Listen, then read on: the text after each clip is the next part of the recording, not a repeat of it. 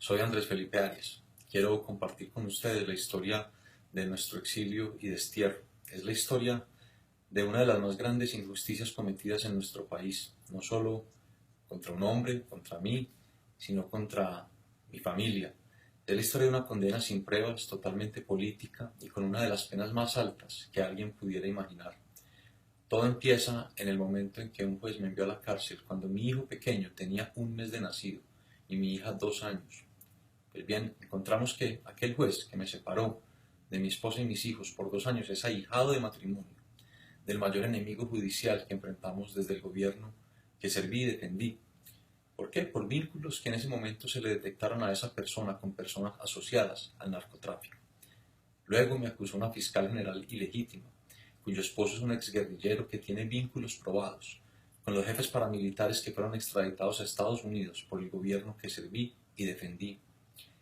La magistrada que presidió el juicio en mi contra es víctima declarada del gobierno al cual serví y defendí. ¿Habrá garantías e imparcialidad si un juez se considera víctima del gobierno al cual sirvió y defendió el acusado? Por supuesto que no. Sucede todo lo contrario. Se le otorga licencia a ese juez para desatar venganza contra su supuesto victimario, utilizando al acusado como vehículo, es decir, a mí. Colombianos, no les quepa la menor duda. La Corte Suprema de Justicia de Colombia desató una revancha judicial contra todo lo que tiene que ver con el gobierno del presidente Uribe. Ahí caímos sus ministros mientras buscan cómo llegarle a él. Los audios que el país conoció, terminado el juicio a Diego Palacio, nos demostraron a todos los colombianos que en lo que tiene que ver con los ministros del presidente Uribe, la Corte actúa por conveniencia política, así tal cual lo dicen los audios. El resultado esperado de mi juicio era obvio, condenarme a como diera lugar, y me confeccionaron dos delitos. El primero, celebración de contratos sin el lleno de requisitos legales por firmar unos convenios de cooperación técnica en materia de riego con la Unidad Agrícola de la OEA. La OEA. ¿Procesaron a un funcionario de la OEA? Por supuesto que no, solo a mí. Peor aún, este tipo de convenios lo han firmado todos los ministros de Agricultura. Son más de 120 convenios jurídicamente idénticos, firmados por otros ministros antes de mí. Pero el único ministro procesado fui yo. Es decir, cometí un delito de autor, en donde condenan a la persona por ser quien es y no por lo que hizo, como en un juicio estalinista.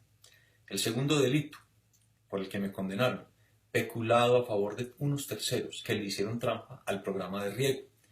Terceros que testificaron en la Corte Suprema que ni me conocían, ni se comunicaron conmigo o con alguien en el ministerio para sus proyectos de riego, y que tampoco le dieron un solo peso a mi campaña.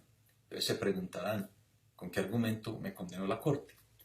Porque, aunque todos los funcionarios del ministerio que vigilaban esos convenios de riego testificaron en juicio que nunca me involucré en la selección de los proyectos, para la Corte sí tiene que haber un plan criminal y una condena porque, abro comillas, textualmente dice, este tipo de acuerdos no cuentan con registro documental o terceros que lo corroboren, cierro comillas. Es decir, la Corte reconoce en la misma sentencia que me condenó por mera sospecha y sin pruebas. De nuevo, como en un juicio estalinista. A pesar de todo esto, un magistrado valiente se opuso a la condena y salvó su voto, dejando claro que la Corte me había causado una enorme violación al debido proceso y al derecho de defensa. Fue tan sólida la demostración de mi inocencia que la Procuraduría, presente de principio a fin en cada audiencia, le pidió a la Corte que me absolviera por falta de pruebas. La forma en que fui condenado por la Corte es tan ilegal que una de las magistradas que firmó mi sentencia no asistió a una sola de las audiencias del juicio. Aunque se posesionó como magistrada 2 meses después de terminado el juicio, no tuvo reparo en firmar la condena. La pena que me impusieron, ya de por sí injusta e ilegal, es de más de 17 años de cárcel, cuando esa cantidad de años ni siquiera se la han impuesto a personas que realmente han asesinado, secuestrado, torturado y robado. Además, no se nos puede olvidar que fui absuelto de cualquier anomalía en mi patrimonio personal y familiar. Yo no estoy pidiendo que me indulten. Se indulta a quienes han violado la ley, ese no es mi caso.